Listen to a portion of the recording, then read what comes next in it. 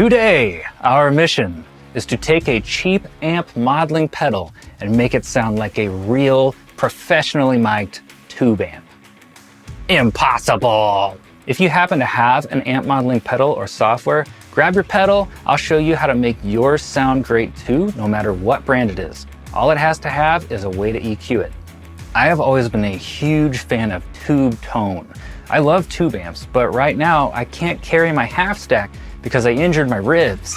It seemed like a good time for me to check out how far modeling technology has come, because I used to hate modeling technology. But recently I found out a bunch of the bands I liked had switched over to modeling pedals, like Metallica, U2, even Foo Fighters. So I thought, maybe I should give this another chance. Chris Shiflett of Foo Fighters said he still prefers amps, but it's hard to get real amps to sound consistent from night to night. I mean, if you move a mic by 1/2 inch, that changes the tone. But a modeling pedal, I mean, you just plug it in and it's gonna sound the same night after night, make your band sound consistent. I figured if amp modeling pedals are good enough for them, then maybe it should be good enough for me. There must be a way to get these pedals to sound amazing, so let's see if we can figure it out. Besides, it would allow me to live out one of my childhood dreams. As a young guitar player, I had this dream of collecting all these amps, my favorite amps, from a Fender for clean to a Marshall GCM 800 to emulate Tom Morello's tone, to a Mesa dual rectifier, a Bogner, a Vox AC30. But most of us musicians are dirt poor, so I don't have space for all these amps anyways.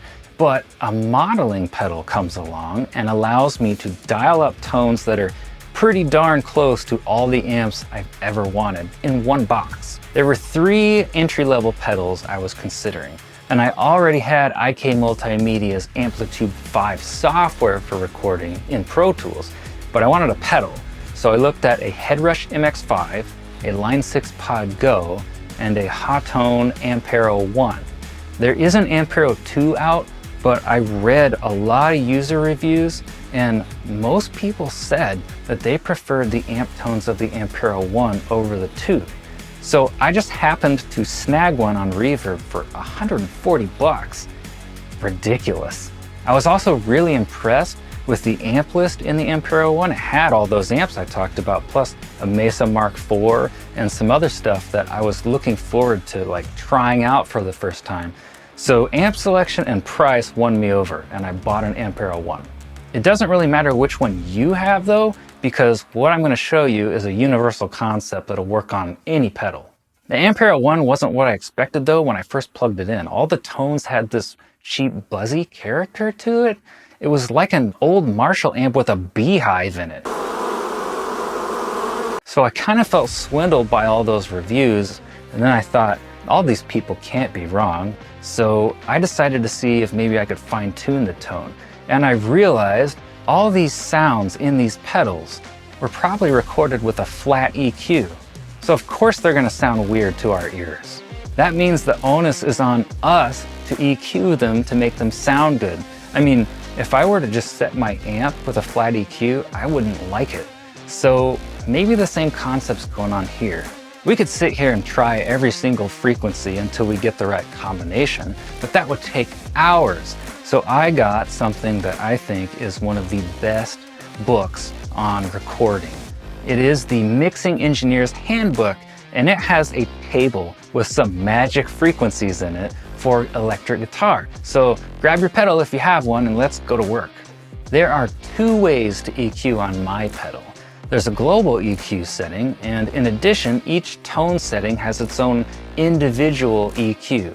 I mean, you could dial up these frequencies on either the global or the individual tone EQ, but I decided to make one global EQ and then fine-tune the EQ on the individual tones. So what frequencies hold the secret to great tone?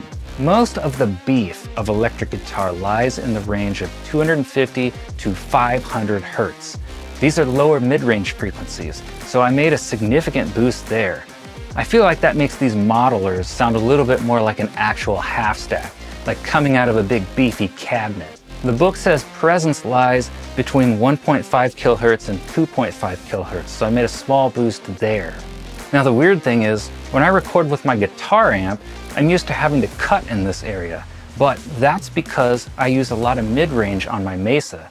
So I have to think differently and use a different EQ when I go to these modeling pedals. If the amp tone that you're using sounds harsh or nasally, you need to cut here instead of boost, but it just depends on the tone. The human ear actually doesn't like frequencies in that range, so if you start to hear any harshness, pull back a little, use it sparingly. It's the sauce, it's not the meat. Finally, let's get rid of that beehive sound. That's around 8K. If you need to cut through the mix, then you need a boost around 5 to 8 kilohertz. But if your amp tone sounds cheap or buzzy, you need to make a cut around 8 kilohertz. And it will take away some of that cheap amp sound, what I call the cardboard sound. But on your clean tone, you might actually need this frequency. So you may have to undo the cut you made on your global EQ. On your clean tones, you may have to go to that individual tone and actually boost there to put that frequency back in. That's what I did at least.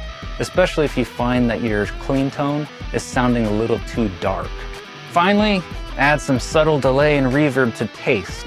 I like to add a little on clean for some extra body. The way I set that on my distortions, you almost don't notice it unless you bypass it. There is one more thing that you could do to upgrade your pedal that I'll share at the end. But here's a little demo. Let's listen to some of the tones that I put together before and after, so you can hear the different amps with flat EQ and after the EQ that we just added.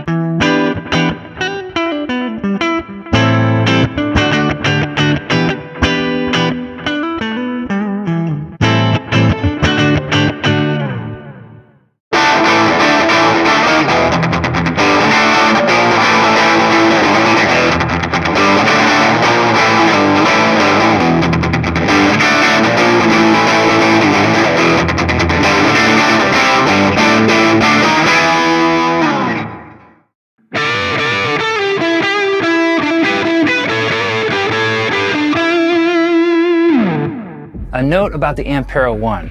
The amp tones and the effects are pretty good. They're just turned up to 11 on all the presets. So if you dial them back a little and make them your own, you'll probably like the Ampero One. Final tip. Some users run another pedal with these modelers to enhance the tone. I have experience with Bogner pedals that have analog transistors in them, and they sound so much beefier than other pedals. So I would opt to put a compressor or a tone boost pedal like that has an analog transistor or a tube in it after your Ampero pedal. It'll make your tone sound more like a tube amp, but you need to put it after the Ampero because when I put one before, it actually made a lot of buzz.